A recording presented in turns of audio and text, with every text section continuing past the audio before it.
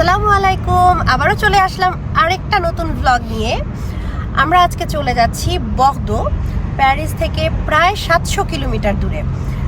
তো আমরা এই প্রথম সাফির সানায়াকে নিয়ে গাড়িতে করে এত লম্বা জার্নিতে যাচ্ছি। কিছুটা টেনশনে আছি যে সব ঠিকঠাক মতো পৌঁছাতে পারলেই বাঁচি, আর খুবই এক্সাইটেড। আমি কি নিয়ে এক্সাইটেড, আমরা যেখানে যাচ্ছি বর্দো সিটিটা হচ্ছে একটা পোর্ট সিটি। আমরা যেখানে হোটেল নিয়েছি পাশেই বিচ, আবার একটা লেক আছে অনেক সুন্দর একদম হোটেলের পাশেই। খুবই সুন্দর পরিবেশ, ছবি দেখেই তো আমার মাথা খারাপ হয়ে গেছে, এত সুন্দর। তো আমি তো খুবই বেশি excited. Safir Sanaya, are you guys excited? হ্যাঁ। সো আমি আর কথা না বাড়াই, মোটামুটি 8 ঘন্টার একটা জার্নিতে আছি। Let's get started. আচ্ছা, এখন আমরা পার হচ্ছি টানেল A86। এটা একটা ডুপ্লেক্স টানেল। ডুপ্লেক্স টানেল বলতে বোঝায় এই একটা টানেলের ওপরে আরো একটা টানেল আছে। এই A86 টানেলটি 10 কিলোমিটার লম্বা।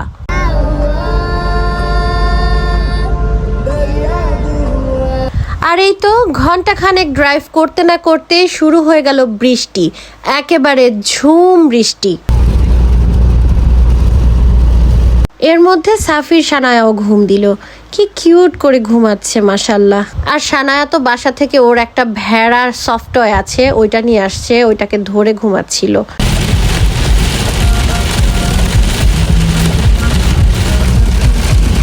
আর আমরা লাইফে প্রথম এইবার এই জঙ্গলের ভেতর দিয়ে ড্রাইভ করে গেছি। এত বেশি ডার্ক ছিল, দিনের বেলা একদম অন্ধকার ছিল জঙ্গলের রাস্তাটা।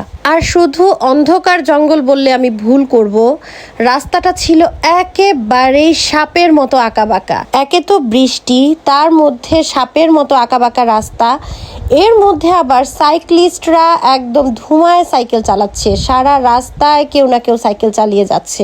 এমন অবস্থায় যে ড্রাইভ করছে তার জন্য ব্যাপারটা একটু বেশি কঠিন হয়ে দাঁড়ায়। তবুও এই ড্রাইভটা আমাদের জন্য একটা অসাধারণ অভিজ্ঞতা ছিল বলতেই হবে। আচ্ছা, এরপর আমরা একটা পেট্রোল পাম্পে ব্রেক নিলাম। এর আগেও আমরা একটা বার্গার কিং এ ব্রেক নিয়ে কিছু খাওয়া দাওয়া করেছিলাম। তো সেখানে হাজার হাজার মানুষের ভিড় ছিল, সেখানে কোনো ফুটেজ নেওয়ার তো কোনো অবস্থাই ছিল না। কোনো রকমে যে আমরা খাবার পেয়েছি, খেয়ে বের হতে পেরেছিলাম, ওইটাই অনেক বেশি। তো এই রেস্ট এরিয়াটা আবার অনেক বেশি সুন্দর ছিল, তাই এর একটু টুকটাক ফুটেজ নিয়ে রাখলাম। এখানে খেলাধুলারও ভালো ব্যবস্থা ছিল, খাওয়া দাওয়ারও ভালো ব্যবস্থা ছিল। কেন এটা বুঝবা? খেলতে মন চায়, ঠিক আছে খেলবা, অসুবিধা নাই। আজকে লাইফের অনেকগুলো এক্সপিরিয়েন্সের মধ্যে আরেকটা সুন্দর এক্সপিরিয়েন্স হইলো ঝুম বৃষ্টি। এটা তুলকালাম বৃষ্টি হচ্ছে, এর মধ্যে ড্রাইভ করতেছে। পাভেলের তো মাথা খারাপ অবস্থা, যে এত বৃষ্টির মধ্যে ড্রাইভ করা অনেক কষ্ট। তো আমার জন্য তো আমি তো ভীষণ এনজয় করতেছি, বেস্ট বেস্ট বেস্ট। গাড়িতে ঝুপঝুপায় আওয়াজ হচ্ছে, বাতাসে গাড়ি গম গম গম গম করতেছে একটু পর পর, হাতে একটা কফি, এনজয় করতেছি মিউজিক ছেড়ে, বেস্ট। এর উপরে কিছু হইতেই পারে না। একটা কথা আছে না, গানের একটা লাইন আছে না, সাফার খুবসুরত হ্যায় মঞ্জিল সে ভি। তো আমার মনে হচ্ছে আজকে রাস্তার এই জার্নিটা আমার জন্য সবচেয়ে বেশি সুন্দর। আমি জানি না জায়গায় পৌঁছায় আমি কেমন এনজয় করব, বাট এই ওয়েদারে এত সুন্দর একটা জার্নি, এটা বেস্ট।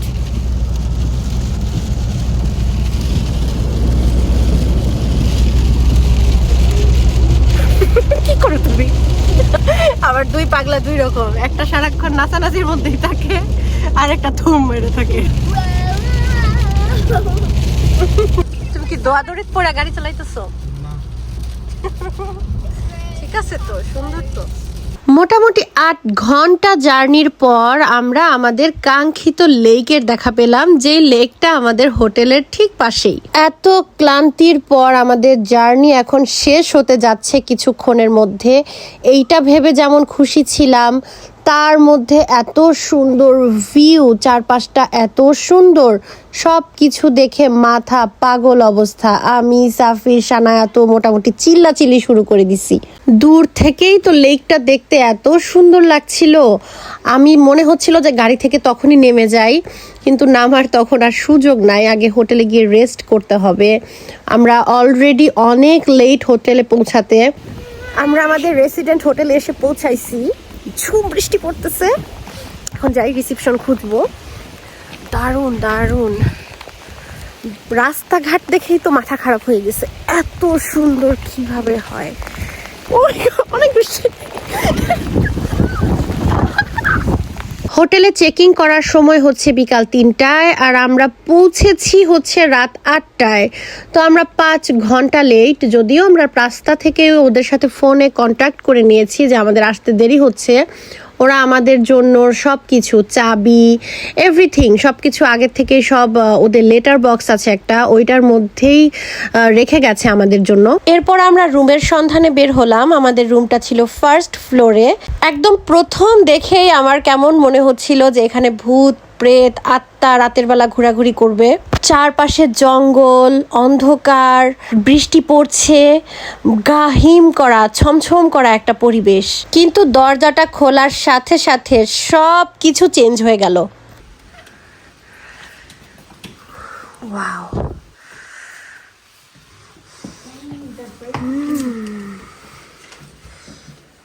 এটা একটা রুম, সেই পুরানো দিনের বাড়ির মতো। ওয়াও, একদম পুরনো দিনের বাড়ির মতো।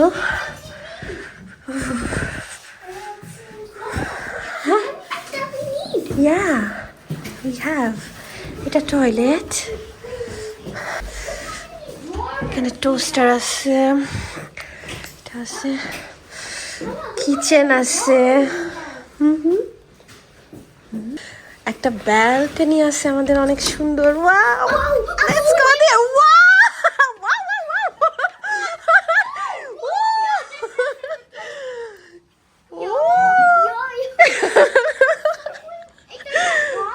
Wow, I'm dead.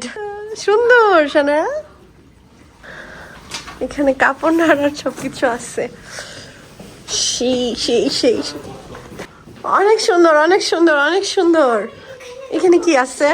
ও দাঁড়াও, এখানে ওয়াও, লুক, দেখছি দেখছি, এইটা দেখো, এইটা দেখো, এখানে দেখো।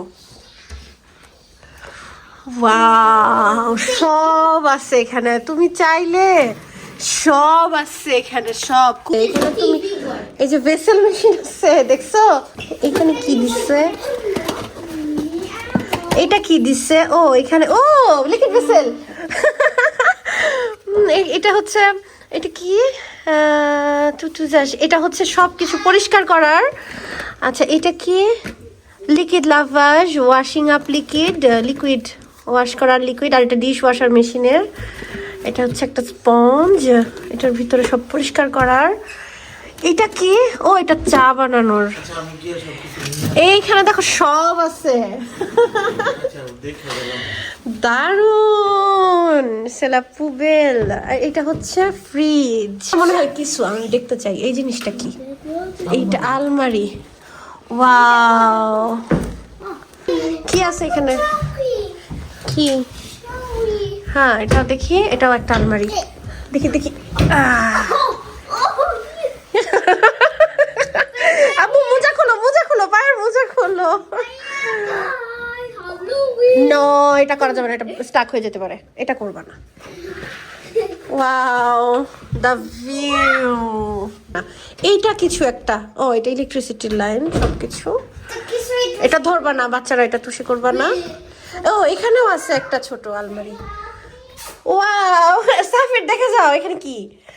এখানে আসপিহাটার, এখানে কিছু বাসা পরিষ্কার করার সবকিছু আছে, দেখছো? পোকো চুকো, পোকো চুকো।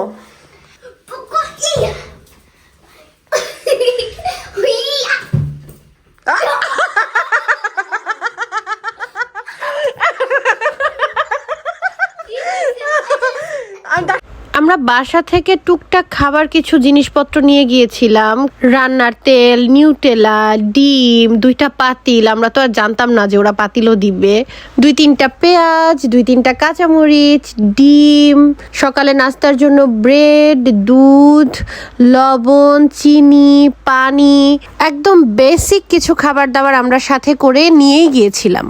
এই যে লিস্টটা দেখতে পাচ্ছেন, এই লিস্টে চেক আউটের সময় কোথায় কোন জিনিসটা কিভাবে পরিষ্কার করে রেখে যেতে হবে সব কিছু ডিটেইলে লেখা ছিল। আর এই ছিল আমাদের সেদিনকার রাতের ডিনার, কিছু ক্রোয়াসো, পাও শোকোলা, শোসো পম, একটা স্যান্ডউইচকে হাফ হাফ করে আমি আর পাভেল খেয়েছি। আমরা আস্তে আস্তে মনে হয় পৃথিবীর আরেক প্রান্তে চলে আসছি, এমন একটা অবস্থা, নেটওয়ার্ক নাই, কিচ্ছু নাই। তো যাই হোক, আমরা আসার আগে যেখান থেকে গাড়িতে তেল নিল, সেখানে পাভেল কি মনে করে বলল যে এখান থেকে কিছু স্যান্ডউইচ এটা সেটা নিয়ে নাও, নাস্তা খাওয়ার মতো কাজে লাগতে পারে। তো ভালো কথা, আমরা স্যান্ডউইচ নিলাম, আরও টুকটাক ক্রোয়াসো, পাও শোকোলা, এটা সেটা নিয়ে আসছি, যে ভালো কথা, একটু নাস্তা টাস্তা খাবো, তারপরে রেস্টুরেন্টে গিয়ে খাবো। এখন এসে এখানে দেখি আস্তে আস্তে ইহজগতের সব বন্ধ হয়ে গেছে, এখানে কিচ্ছু নাই, খাওয়া দাওয়ার জন্য কিচ্ছু নাই। তা এখন আমাদের শেষ ভরসা, ওই যে খাবারগুলো নিয়ে আসছি নাস্তা হিসেবে, এটা আমাদের আজকে ডিনার হিসেবে খাইতে হবে, এই আর কি। কোনো খাবার অর্ডার করার কোনো অপশন নাই, সব বন্ধ। তো এই তো এখন এগুলা খেয়ে দে তারপর একটা ঘুম দিব, আজকে রাতে আর কিছু করার নাই। এখানে পুরা সব অন্ধকার, বন জঙ্গল, গায়ে কাটা দিচ্ছে আমার, আমি বুঝাইতে পারবো না, খুব ভালো লাগতেছে। যাই হোক, এখন খেয়ে দিয়ে একটা ঘুম দিব। আর আমার এই ব্লগটা আমি আশা করি এটা প্রথম পার্টে শুধু আজকের এই পর্যন্তই থাকবে, এনাফ, ছোট্ট হলেও এইটুকুই দিব। কালকের থেকে পার্ট 2 আসবে। তো এই ব্লগটা আমি খাওয়া দাওয়া করতে করতে এখানেই শেষ করে দেই। সবাই অনেক অনেক ভালো থাকবেন, পরের ব্লগের জন্য অবশ্যই অপেক্ষা করবেন। Bye bye. You want to say bye bye, Shana?